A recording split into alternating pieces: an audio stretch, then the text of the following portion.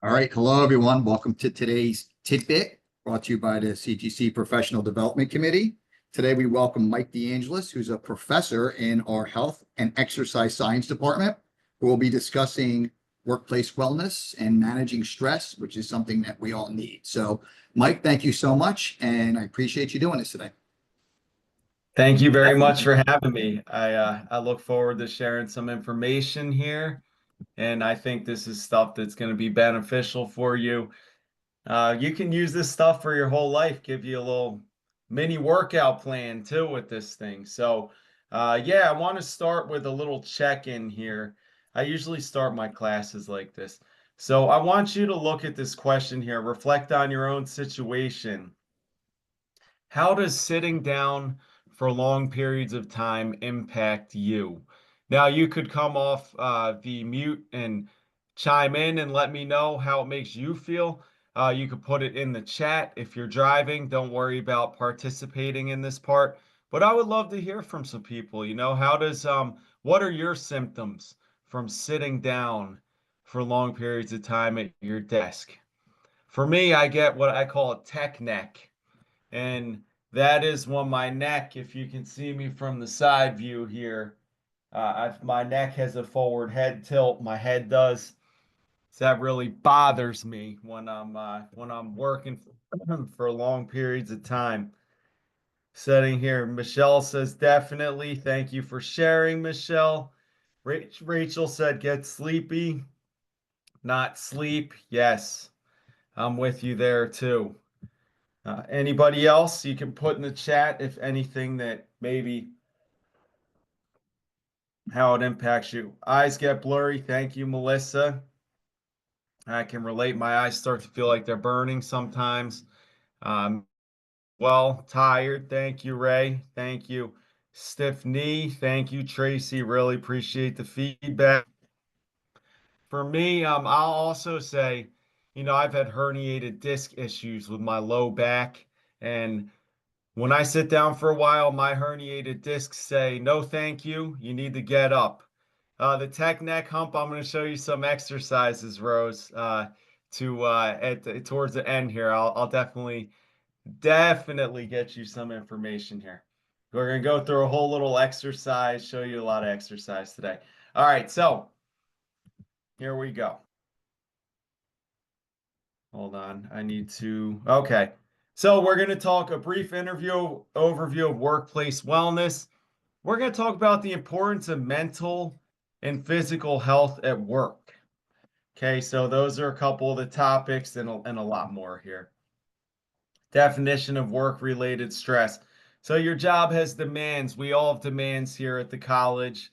It can cause physical and emotional problems, including poor health and injury. I want to tell you a very, not that personal, but I want to tell you a personal story about what happened to me once when I was so stressed out.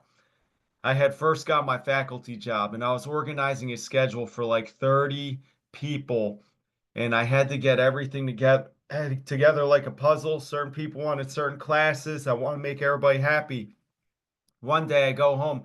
I couldn't see out of one of my eyes. I had like a black spot, a spot of complete darkness. I literally thought I was going blind. So I go to the doctor. I said, what's going on? Doctor said, have you been stressed? I was like, yeah, I've been very, very stressed out. I started a new job. Said, you have an ocular migraine, Mike. So I thought I was going blind, but I had an ocular migraine that was due to stress. So again, stress impacts the body. That's just one way. Uh, it can cause poor health, injury, common causes, workload. Maybe you have a big workload. Maybe you have a lot of deadlines going on, or maybe there's just a lack of support in the office or wherever you're at. Luckily I can say morale's high where I'm at. But yeah, I mean, 83% of workers suffer from work-related stress. That's from the American Institute of Stress. Here are the most experienced symptoms of stress, work-related stress here. I would love if you'd put in the chat too any symptoms that you get that maybe you're not on this list, okay? So I like to be interactive, if you will. for me, oh, I would say that, what was I going to say? Tight muscles. I get tight muscles from the lack of from the overabundance of stress. Sorry, I'm sharing my screen again. Okay. So if there's anything that pops up for you, let me know. Okay. Next, signs and symptoms of stress. Physical, headache, fatigue, muscle tension. I was telling you about the muscle tension. Emotional, it could be anxiety. You might get irritable. I'll be working on emails at home and I'm stressed out. And my kids are like, Daddy, can I have this? Daddy, can I have that? And sometimes I realize maybe I'm not reacting as pleasant, like, yes, you can have whatever, because I'm stressed out, I get stressed out. I get them what they need, but sometimes it's more of it's harder to get snap out of the zone you're in. Depression, it can cause depression. Look at these physical impacts of stress.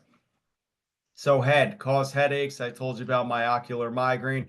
GI system. Stress can cause indigestion, reflux, stuff like that, acid buildup. It's coming up the esophagus, tight muscles, your skin. Stress can show on your skin. Stress is bad for your heart. And lastly, the reproductive system. Stress can cause things like erectile dysfunction. It can cause things like lower fertility rates. And, it can cause reproductive problems too. So stress impacts the entire body. Just think about it that way. Stress will really consume the whole body. So, impact of stress on your work performance. It might be decreased productivity. So maybe you're just so stressed, you're not like focusing. You're not focusing as well as possibly you could be. Let's say more increased absenteeism. Why do I want to go somewhere? It's making me stressed out. Sorry if you hear my dog right now. High turnover rates. You ever see a job and it's like a carousel? It's like a carousel. One person gets on, then they get off, then the next person gets on, then they get off. Maybe it's a stressful job. I don't know. Statistics, stress causes 1 million workers to miss work every single day. All right. So that's a lot. That's really a lot of missed work. Now we don't want to, there's really you can have high stress, you can have low stress. There's really an optimal zone here. You don't want to have too little stress that you're not like engaged, you're not locked in. If you've ever had a job where you're sitting around doing nothing, you know how that feels. Like that's not healthy either, right? But you don't want too much stress either. There's kind of like a target zone. There's a target zone in the middle. So too little stress causes boredom. Too much stress can cause too much stress causes you some physical problems, some health problems, things like that. But that moderate amount of stress is perfect. And I always tell my students this, you're in college, you're going to experience some stress, but let's call it a eustress. There's a difference between that eustress and that distress. The eustress is a positive stress that you're working toward a goal that you feel is reasonable, that you're going to achieve. That distress is like, I can't do this, so it's all about the pressure you want. There's a target zone here, if you can see. Okay. Let's see, moving along. How to manage work-related stress. I just give you a couple things that work for me before we get on to our exercise and our nutrition. Can give you a lot of cool info. Time management strategies. My example is a nutrition course I created. I was creating a nutrition course, and then I realized over the winter break, somehow I thought it was going to start in the spring. So I'm like, darn it, I got 30 days to make this course. I'm like, I was stressed. How am I going to make a course in 30 days online, right? So there's 14 chapters. What I did was I made a module on Blackboard for one chapter every single 2 days. I just managed my time that way. Every day I did 2 chapters. If I thought about it all at once, it's not feasible, not happening, right? So I just set realistic goal and I did it. Seek support from colleagues or professionals. I teach mental health. I'm big on mental health. Sometimes, people are going to need help, and there's nothing wrong about that. Maybe you communicate a need for a little bit extra time, or you just need to get some things sorted out. But communication is good, that two-way communication. All right, now we're going to talk about getting lean. So I understand this is not everybody's goal. Some people might want to gain weight, some people want to lose weight, some people want to get lean, some people want to get bigger, so on and so forth. But this is just some really, really it's simple. It's really simple. If you follow these 7 guidelines, you will notice that you're going to start to get leaner, and it takes about 4 to 6 weeks to notice a considerable difference. But starting today, I guarantee you start today and 6 weeks later, we check in. You tell me you feel leaner, I'm certain you will. So here's a couple things. Sleep 6 to 8 hours a day. Sleep is directly tied with obesity. What happens? People don't sleep enough, and then you get your hormones are not regulated correctly. You get an increase in what is called cortisol. Cortisol is a catabolic hormone. There's anabolic hormones that are good for muscle growth and health. Your catabolic hormones break you down and can cause weight gain. Also, another hormone called ghrelin can make you hungrier. I want you, by the way, as you're looking at this list, tell me if there's any numbers in the chat that you're really good at. You can put in the chat, I'm definitely good at number 1. If there's one that I'm good at, I definitely sleep. Okay. Number 2, drink 88 to 128 ounces of water a day. That's very important too. Number 3, daily activity. And I'm not saying that you need to exercise hard every single day, but daily activity is important. Just do a little bit each day. It could be a 15-minute walk. Me personally, I have 2 young kids. They're 4 and 7 years old, married, 2 young kids. I work full time. I do a lot. I can only work out 20 minutes a day, but you make the 20 minutes count. You make it count. The number one excuse that people don't exercise is they don't have time. And I think to myself, thank you, Ray, for chiming in, and thank you, Kara. I say don't make excuses, make the time. Well, what about that 20 minutes I spent scrolling on TikTok or Facebook, right? Make the time. It could be, and I'm going to show you some exercises today. It could be as simple as walking for 20 minutes a day. Great. You're working out. You're doing your thing. You could walk, you could bike, etc. You want to get stronger, resistance training 2 to 4 times a week, managing stress. I'll talk more about that. Less sugar, less alcohol, less processed foods. Look at what I'm holding in my hand. I don't know if you could see me, an apple, right? You want to make sure that your snacks are natural like this. Then these are some Members Mark Cheetos, cheese curls, right? This apple has a lot of fiber in it, has a lot of nutrient density. It keeps you full. Fiber makes you feel full. These Cheetos, by the way, vitamin A, vitamin C, it's got a lot of different vitamins too. These Cheetos don't have many vitamins. If you look at this, yeah, I'm not going to read all the numbers, but nutrient dense foods. This is 160 calories. This might be, I'm throwing a number at the wall depending on the size of the apple, 80 calories, has a lot more nutrients in it. Start and finish the day with high protein meal. Now you talk about carbs. Should I eat carbs? Low carb diet, so on and so forth. Well, carbohydrates, you just want to eat the amount of carbs that you need for energy. Carbs give you energy. If you are sedentary, you're not going to need as many carbs as somebody that's going to run 20 miles a week on the streets, go for runs and stuff. So keep that in mind. But one of my number one advice for just getting lean, weight loss, stuff like that, up the protein intake is good for your body composition. So maybe eat Instead of 3 chicken breasts and 2 bowls of pasta, have 4 chicken breasts and 1 bowl of pasta. You know what I mean? I mean the tenderloins. I wouldn't really eat that much, but up the proteins, up the proteins. All right, moving along.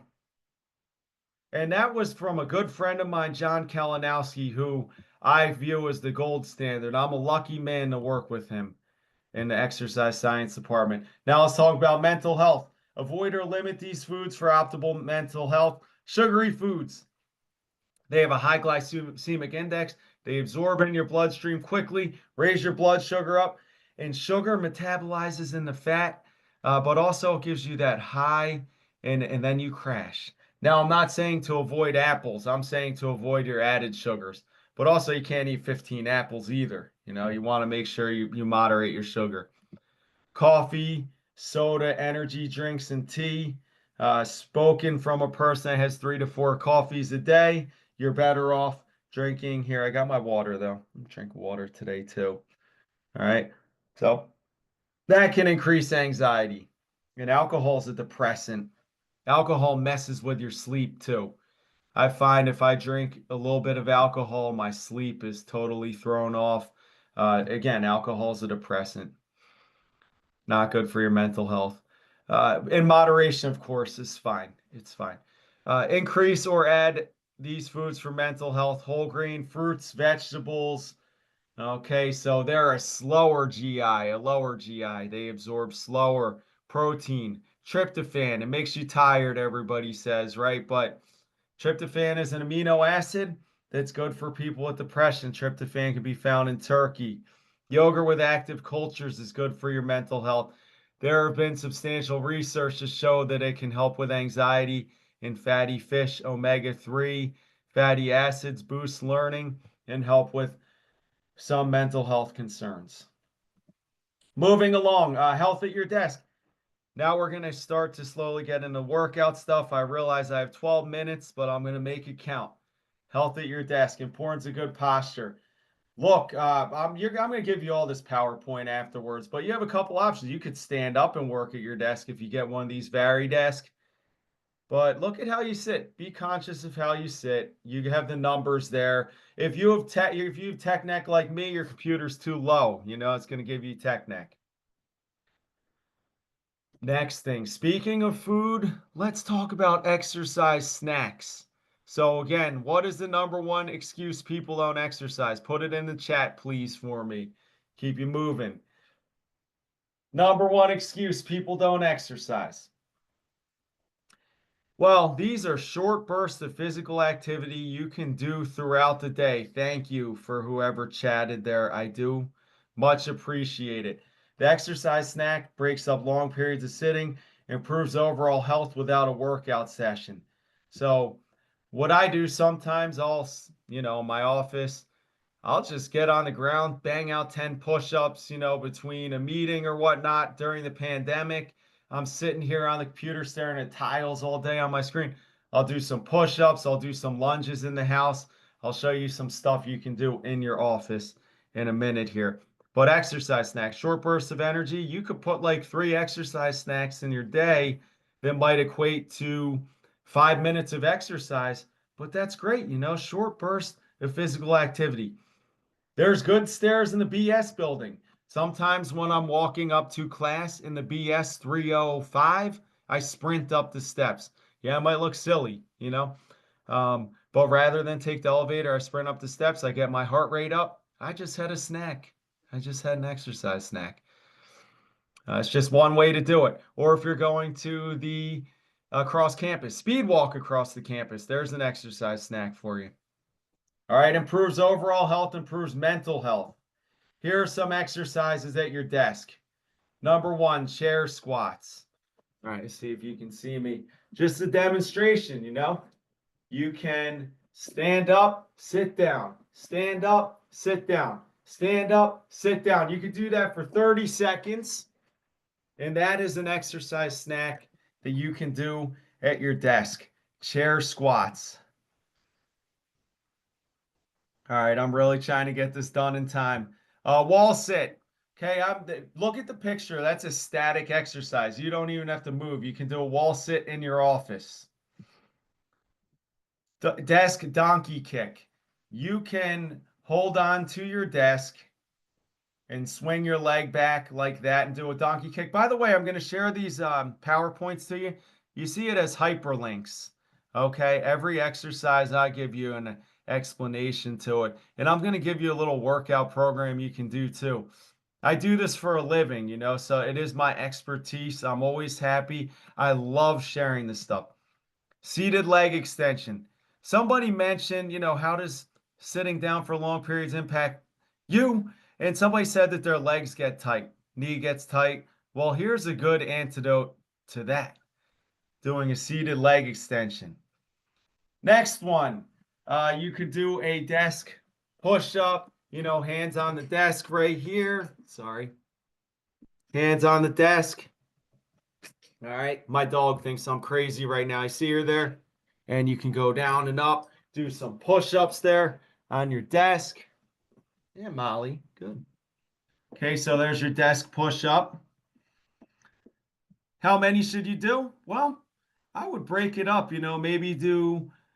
I would try and get to like 20 total. Break it up in however many sets you want. Somebody might be able to do 20 in one pop.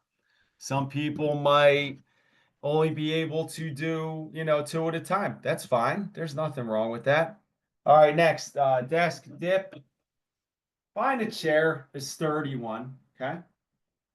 All right, hope you guys can see me. And you can do dips like this. This is good for the back of the arms. It's good for the triceps. You can't see my legs, but my legs are a little bent. The straighter your legs are, okay, the straighter the legs are, the easier it's going to be. But I put a tutorial in there as well. I put a demo for the dips. But that's a really good exercise to target the back of the arms. Okay, moving along. Seated bicep curls. Oh, you can go to 5 and below. I got these at 5 and below not too long ago. But I have seated bicep curls and shoulder raise. So just to demonstrate, you could sit in your desk here and do bicep curls like this. You can do your seated bicep curls. You can do your shoulder raise, which is one of our exercises, out like this. Shoulder raise, okay? Just hit the desk with the dumbbells. You can do a front raise here. This is all right from your desk. And it's actually good to do these exercises seated because it helps you isolate the muscle. If you're standing up, you might throw your back into it. You might be cheating a little bit. Now, it's good to do these standing up too, but you can do them sitting down is fine. So we have the seated side raise. We have an oblique twist with your chair. You can hold on to the desk. This is more of a stretch. Stretch that low back. You can stretch your low back here. With the oblique twist, I'll add the hyperlinks. Bicycle crunch on the chair. Okay. Just bring your elbows to your knees here like this. By the way, before you exercise too, make sure before you do any of the movements that, you're clear to, everybody's clear to exercise and do that kind of stuff. I will say too, some of these movements, sometimes you do something that hurts you or bothers you, maybe not the right movement for you. You can always email me. I'll give you a substitute for it if one of them, doesn't feel right. Here's a side plank. This is a static exercise. Side plank on a desk. Here's the front plank. You can do this on your desk as well. You can do this on the ground too, but I've really thought about doing this stuff in your office. Arm circles. You can do arm circles in your office. Remember, I said I'll give you a sample plan. Here it is. You can do this once a day. Now you're working out for 5 minutes. You do that for a few weeks. Let's say you just started. You want to start 10, maybe 10 minutes. I'll give you 10 minutes. I'm happy to help any of you that are here today listening to me. I'm just so excited that some people are here and happy to share the good news. We have a beautiful campus. Walk And during inclement weather, our campus is set up for indoor walking. It's beautiful. There, you don't even have to go outside. You can walk through these hallways. I usually put headphones on so people don't stop me if I'm going for a workout. I'll put the headphones on. Remember, the longer the walk, the more calories you're going to burn. There's deep breathing exercises there. I know I have 4 minutes. There's still some information. So in summary, you want to incorporate movement into your daily schedule. Be mindful. The breathing exercises I showed you. Other topics. We have a fitness center at the college.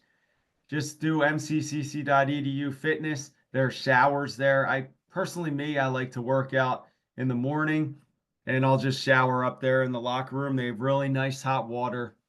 And then I get ready for work. And there's other staff in there too that I see working out all the time and they use the locker rooms and stuff. Make use of what's there. We have a pool too, but that's broken right now. I say eating lunch at your desk.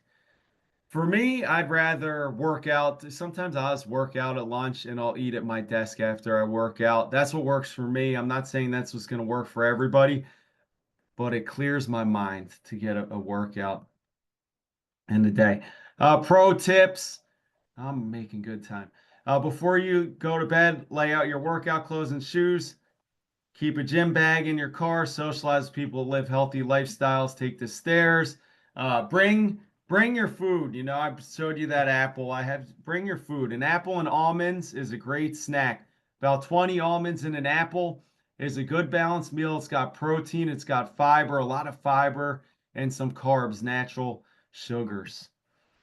All right, so I want to use this time right now to, if you could put in the chat, what would be a healthy habit of yours? Maybe you drink water, or what motivates you. If you could please just put that in the chat. And I also want to take questions too while you do that. I know we have 2 minutes left, so yeah, hit me if you have any questions.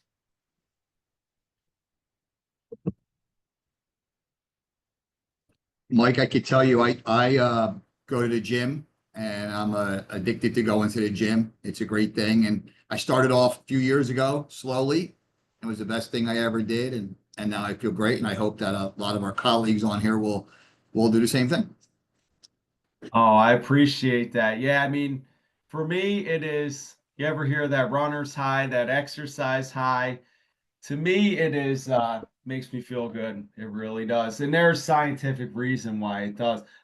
Somebody asked me about tech neck. What I like to do is put a foam roller right here in my back. I wish I had my foam roller. It's in my bedroom. And I'll stand against the wall and I'll just tilt my head back like this. Okay, I'll find a video for it. I'll attach it to the PowerPoint. Stretch it for 20 seconds, relax, 20 seconds, relax, do that 3 times. And that really helps with the tech neck that I was talking about. My kids say they get tech neck when they're on their tablets. I'm like, yeah, you can't do that too much. So anyway, thank you everybody. Tracy, you have a question? I do. I wanted to ask you, so like I work out just 2 days a week, and I know they say you need to do at least 3 or more.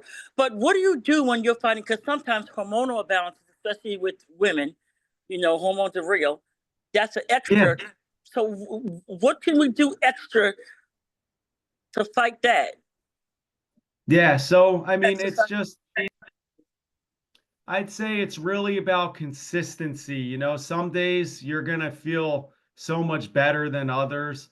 I would say the best way to battle that is through just trying to stay as consistent as you can and realize some days might not be your best day. But on the days you do feel good, that's when you can go even harder on the workout plan. Okay, thank you. Yeah, oh, it's my pleasure. If I didn't answer completely, you can email me or text me. I'll be happy to elaborate. Thank you, Thanks. Tracy. You're welcome. Rachel. Yeah, I just wanted to, I've used the gym quite a bit and I love it. I just haven't been there much since COVID. But as I put in the chat, I love, especially in the summer, walking around the campus during, it's gorgeous. I have seen so many beautiful landscaping. I appreciate the maintenance crews so much better now. And during the winter, Mhm. it's great. So, actually, if anyone wants to join me in the summers, I'm happy to do a joint walk, but it's really great. That is so cool, Rachel. Thank you for sharing that. Yeah, that is awesome. I love that we get a walking club here at the college. Thank you, Rachel. Mike, I wanted to follow up with one question that actually Rachel put into the chat where it says, does the college have any ergonomic programs or do anything to review workstations? I thought that was a great question that you're aware That is of. a great question, and I can tell you that I'm not aware of any that exist, but I think that's a great question, Rachel. Saying for years, I inherited the desk of my predecessor, and it's just it's awful in a lot of ways. But between that size, chairs don't come up high enough to get me there. I use a library step stool as my footrest, Uh-huh. and it's crazy. And Alice keeps telling me, contact maintenance, and I just haven't had a chance. Or I did once, and I don't think that went anywhere. So yeah. It's a great question. Something to bring up for sure. All right. Does anybody have questions? I actually do have to run, but I'm very grateful that people came and listened to the presentation. Thank you for having me. Mike, thank you so much for doing this with us. I thought this was a fun presentation and chock full of information. I need to review everything on the slides again. So I really appreciate you joining us today. It was great. Oh, it's my pleasure. Thank you so much. I'll see you around campus. Thank you all for coming to our tidbit today and look forward to seeing you on the next one in a couple of weeks. Thank you all again. And Mike, thank you again. Everybody. Thank you, Mike. Thank you. My pleasure. Bye. Take care. Bye, everyone.